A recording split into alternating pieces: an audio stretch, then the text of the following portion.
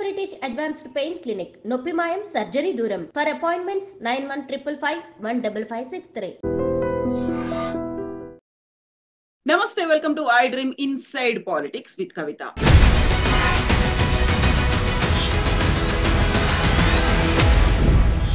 మనం ఇప్పుడు ఒక బిగ్ బ్రేకింగ్ న్యూస్ గురించి మాట్లాడుకోబోతున్నాము. ముందు నుంచి ఎక్స్పెక్ట్ చేసినట్టుగా కేటీఆర్ మీద కేసు నమోదైంది. మాజీ మంత్రి బీఆర్ఎస్ వర్కింగ్ ప్రెసిడెంట్ కేటీఆర్ మీద ఫార్ములా ఈ కార్ రేసింగ్ కి సంబంధించి ఏసీబీ కేసు నమోదు చేసింది. కేటీఆర్ ని A1 గా ఐఏఎస్ ఆఫీసర్ అరవింద్ కుమార్ ని A2 గా ఏసీబీ కేసు నమోదు చేసింది. ఓవరాల్ గా నెక్స్ట్ ఏం జరగబోతోంది? మనతో పాటుగా ఉన్నారు BRS senior leader Dasoju Shravan గారు. శ్రవణ్ గారు నమస్తే అండి. నమస్కారమ్మా. సో మీరు ఇప్పుడు హైదరాబాద్ లో లేరు, అయినప్పటికీ కూడా ఇన్ఫర్మేషన్ మీకు చేరి ఉంటుంది. A1 KTR, A2 IAS officer Aravind Kumar next arrest ఏ క్షణంలో అయినా జరగొచ్చు అనేటువంటి వార్తలు వినిపిస్తున్నాయి. ఎలా చూస్తున్నారు మీరు దీన్ని? ఇది నిర్బంధంగా ఒక కక్షపూరిత చర్య, ఒక బలహీనమైనటువంటి తర్వాత ఒక చేతగానటువంటి సమర్థత లేనటువంటి అధికారంలో ఉన్న ముఖ్యమంత్రి తన శాడిజంతో ఆడుతున్నటువంటి ఒక రాక్షస క్రీడ. అధికారాన్ని అడ్డం పెట్టుకొని, పోలీసులను అడ్డం పెట్టుకొని, ఏసీబీ లాంటి సంస్థలను అడ్డం పెట్టుకొని అదిరించి బెదిరించి ఆడుతున్నటువంటి ఒక నిర్లజ్జ రాజకీయం ఇది. దీనివల్ల తెలంగాణ ప్రజలకు కానీ లేకపోతే తెలంగాణ సమాజానికి కానీ వచ్చేటువంటి ఒక లాభం లేదు. రెండవది, దీనివల్ల కేటీఆర్ గారు కానీ బీఆర్ఎస్ పార్టీ కానీ అదిరిపోతారు, బెదిరిపోతారు అని చెప్పని రేవంత్ రెడ్డి అంటే అది కేవలం పగటి కలలే అని చెప్పి నేను భావిస్తా ఉన్నాను. మూడవది, కేటీఆర్ గారు నిర్ద్వందంగా కడిగిన ముత్యం లెక్క ఈ యొక్క ఆరోపణల నుండి బయటికి వస్తారు. ఇవాళ ఎంత దుర్మార్గం అంటే అసెంబ్లీలో ఇవాళ గత 2 రోజుల నుండి, గత 3-4 రోజుల నుండి అసెంబ్లీలు జరుగుతూ ఉన్నాయి, సెషన్ జరుగుతూ ఉన్నాయి. ఇవాళ అసెంబ్లీ ఫ్లోర్ ఆఫ్ ది అసెంబ్లీలో అడుగుతా ఉన్నాడు. నేను ఒకవేళ ఆయన ఒక మాజీ మంత్రిగా ఆరోపణలు ఎదుర్కొంటున్నటువంటి ఒక ప్రస్తుత శాసన సభ్యుడిగా ఆయన అడిగినాడు, నువ్వు దమ్ముంటే దీనిపైన చర్చ పెట్టు, నేను చర్చ ఇది ప్రజల సభ, అది ఆ ప్రజల సభలో ఒక ప్రజలకు సంబంధించినటువంటి ఒక డబ్బు దుర్వినియోగం అయిందని చెప్పని ఆరోపణలు ఎదుర్కొంటుంటే శాసనసభగా నేను సమాధానం చెప్తా, చర్చ చేద్దామంటే లేక ధైర్యం లేక పిరికితనంతో పోలీసులను అడ్డం పెట్టుకుని ఇవాళ కేటీఆర్ పైన కక్ష సాధింపు చర్యలు తప్ప ఇంకోటి కాదు, బీఆర్ఎస్ పార్టీ పైన కేసీఆర్ పైన కక్ష సాధింపు చర్యలు తప్ప ఇంకోటి కాదు అని చెప్పి నేను భావిస్తా ఉన్నాను. రేవంత్ రెడ్డి పోలీసులను అడ్డం పెట్టుకొని పోలీసులను అదిరించి బెదిరించి కేసులు పెట్టొచ్చు కాక మరి ఎందుకు చర్చ పెట్టాడు? చర్చ పెడతలేడంటేనే ఈ కేసులో ఏ రకమైనటువంటి ఒక సహేతుకత లేదు. దానికి చర్చకు వెనకపోతున్నాడు, భయపడుతున్నాడు అంటేనే ఇది ఒక తప్పుడు కేసు. కడిగిన ముత్యం లెక్క కేటీఆర్ గారు బయటకు వస్తారు. రేవంత్ రెడ్డి ఇక్కడే ఒక డౌట్ వస్తుంది. తప్పుడు కేసు కక్షపూరితంగా పెడుతున్నారు అని మీరు అంటున్నప్పుడు 55 కోట్లు అన్ఆథరైజ్డ్ గా ఎవరి పర్మిషన్ అది తీసుకోకుండా ఇల్లీగల్ గా ట్రాన్స్ఫర్ చేశారో, అది ఎవరికి ఎక్కడికి ట్రాన్స్ఫర్ చేశారో కూడా తెలియని పరిస్థితి అనేది వినిపిస్తోంది కదా. అమ్మా, ఇట్స్ ఏ మాకరీ. రేవంత్ రెడ్డి ముఖ్యమంత్రి కుర్చీలో కూర్చొని కూడా ఇంకా అదేదో రియల్ ఎస్టేట్ వ్యాపార లెక్క మాట్లాడితే ఎట్లా? రియల్ ఎస్టేట్ కమిషనా? భూములు అమ్మితే కమిషన్ తీసుకొని ఎవడెవడికి ఎక్కడ పైసలు ఇస్తున్నారో లెక్క పత్రం లేకుండా ఉండేటువంటి అంశమా ఇది? It is as part of a contractual obligation that has been fulfilled by the cabinet minister. Telugu లేని మనిషి అయినా నాకు అర్థం కావట్లేదు. ఒక any decision taken by a minister is also part and parcel of the collective decision taken by the cabinet.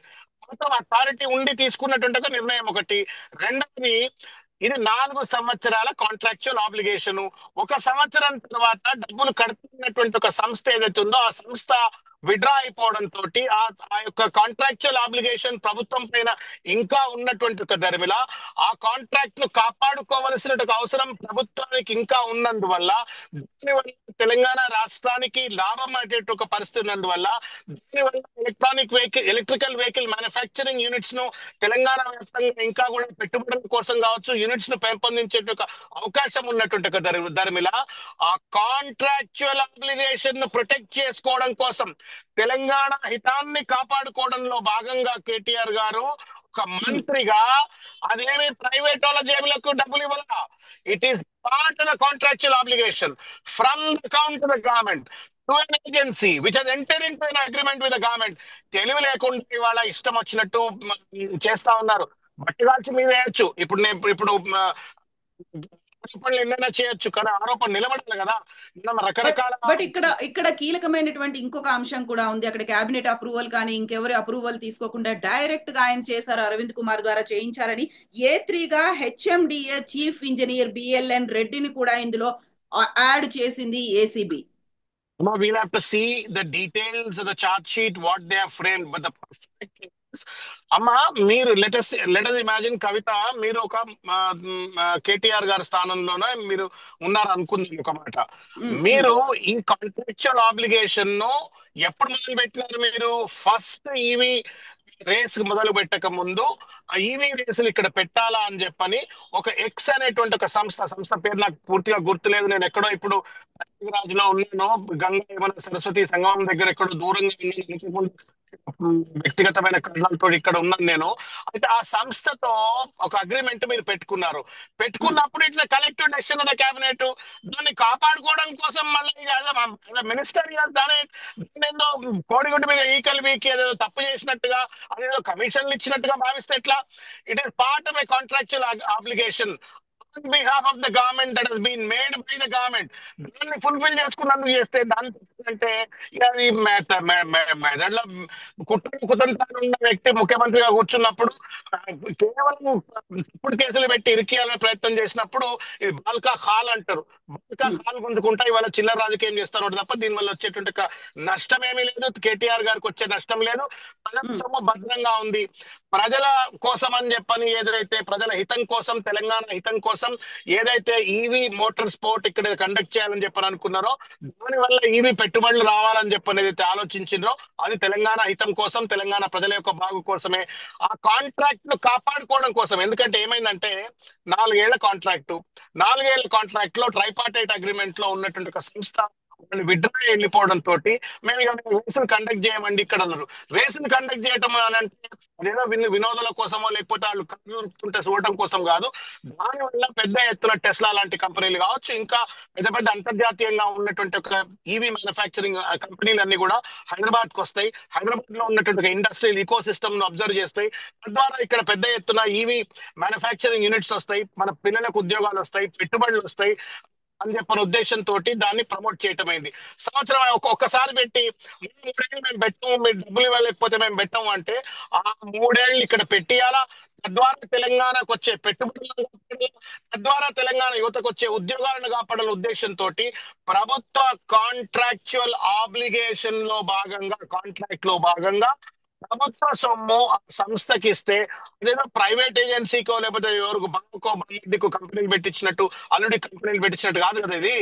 అయితే ఇక్కడ మీరు అంటున్నది అక్రమంగా కేసులు బనాయిస్తున్నారు, కక్షపూరితంగా అంటున్నప్పటికీ కూడా ప్రాపర్ ప్రోటోకాల్ పాటించే ACB దాకా వెళ్ళినట్టు కనిపిస్తోంది. గవర్నర్ దగ్గర నుంచి ఒక అప్రూవల్ కూడా తీసుకున్నారు. గ్రీన్ సిగ్నల్ తీసుకున్న తర్వాతే కేబినెట్ నిర్ణయం తీసుకుంది, ACB దాకా వెళ్ళింది. ఇప్పుడు ACB కూడా కేసు ఫైల్ చేసింది. అన్ని ఒక ప్రాసెస్ ప్రకారమే జరుగుతున్నట్టు అనిపించట్లేదా? అమ్మా ప్రైమ్ ఎఫ్ఎస్సి ఇదంతా తమాషా. ఇది బీజేపీ వాళ్ళు మరి కాంగ్రెస్ వాళ్ళు రేవంత్ రెడ్డి కుమ్మక్కైన రానికి ఇదో నిదర్శనం.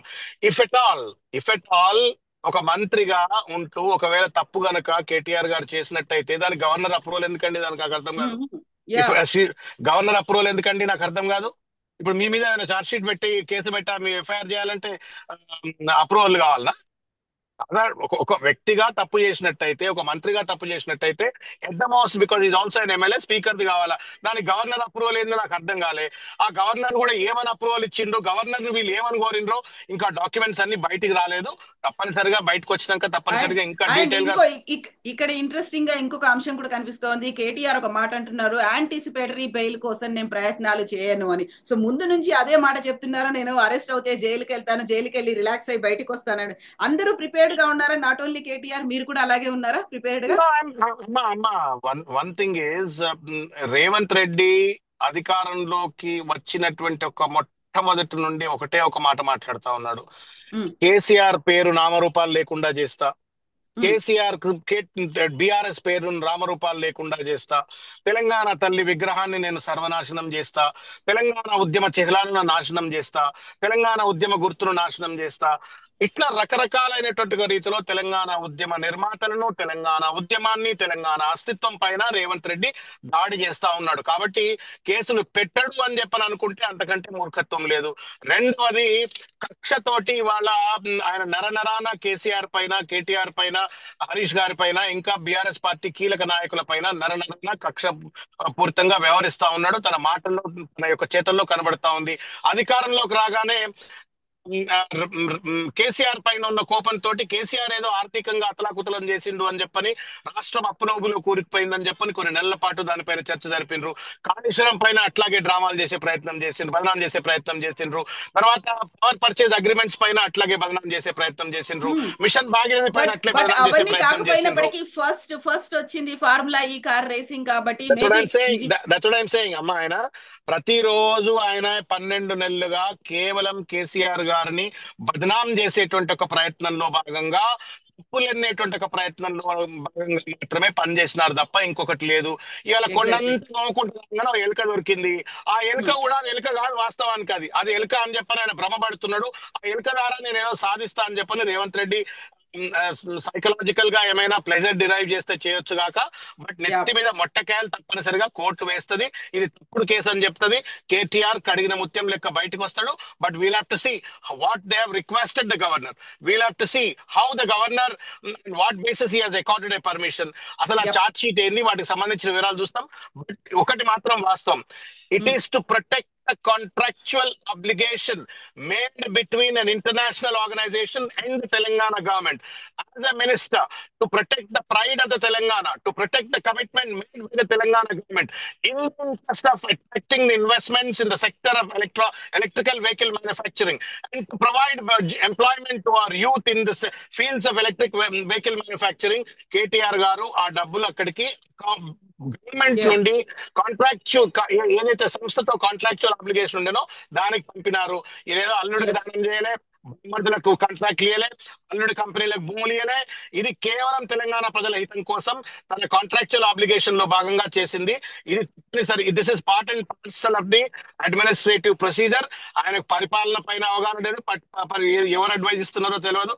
పనికిరాని అంశాలు పట్టుకొచ్చి తెలంగాణ ప్రజలకు పెన్షన్ ఇవ్వమంటే ఇయ్యాడు, తెలంగాణ ప్రజలకు రైతు బంధు ఇవ్వమంటే ఇయ్యాడు, తెలంగాణ ప్రజలకు పండించిన ధాన్యాన్ని కొనడు, స్కాలర్షిప్లు ఇయ్యాడు, పెన్షన్లు ఇయ్యాడు, ఏమి ఇయ్యాడు. కానీ కేటీఆర్ మీద, కేసీఆర్ మీద, లేకపోతే కుటుంబ సభ్యుల మీద పడి ఏడ్చాలని ప్రయత్నం చేస్తున్నారు. దీనివల్ల తెలంగాణ సమాజానికి లాభం లేదు, కేటీఆర్ కూడా వచ్చేటువంటి నష్టం లేదు. తప్పనిసరిగా ఇంకా రానున్న రోజుల్లో ఇంకా బలంగా ఈ ప్రభుత్వం చేస్తున్న తప్పిదాలను ఎత్తి చూపుతాం. ప్రజాస్వామ్యబద్ధంగా, రాజ్యాంగబద్ధంగా, న్యాయబద్ధంగా కొట్లాడుతున్న తప్పనిసరిగా న్యాయం కోసం, ధర్మం కోసం, తెలంగాణ కోసం ఇంకా కూడా బలమైన పోరాటం చేస్తాం. ఎస్ అన్న, థ్యాంక్ యూ సో మచ్. ఈ హైదరాబాద్కి వచ్చిన తర్వాత మళ్ళీ కలుద్దాం, మాట్లాడుకుందాం అన్న. Thank you so much. Thank you. Thank you.